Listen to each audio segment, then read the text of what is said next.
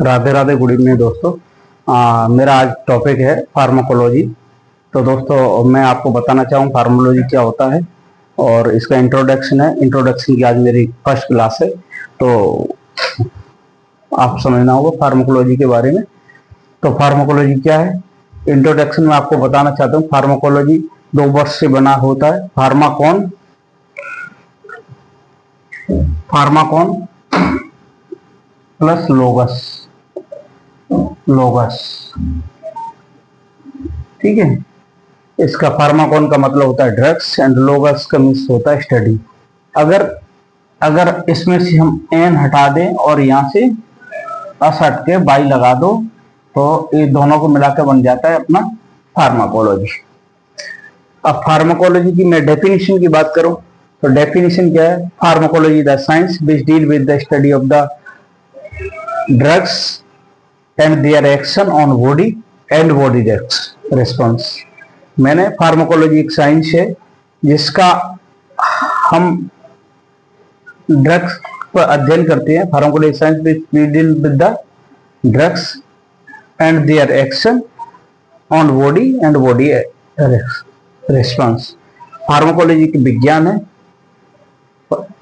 जिसके अंदर हम ड्रग्स का अध्ययन करते हैं और ड्रग्स के जो इफेक्ट है, एक्शन है, उसका बॉडी पर किस प्रकार से कार्य करती है और बॉडी ड्रग पर क्या रिस्पॉन्स देती है। ये हुआ हमारा इसका डेफिनेशन।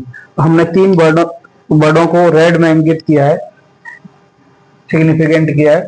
इसका मतलब है पहला वर्ड है ड्रग्स। तो दोस्तों आपको बताना चाहूंगा ड्रग्स क्या होती है।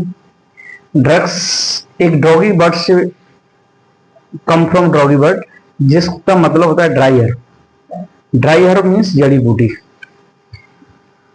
तो अगर डेफिनेशन की बात करें तो डेफिनेशन क्या होगी, drug is the chemical substance, drug is the chemical substance अथवा chemical agent use to prevention, diagnosis and treatment of disease is called drug.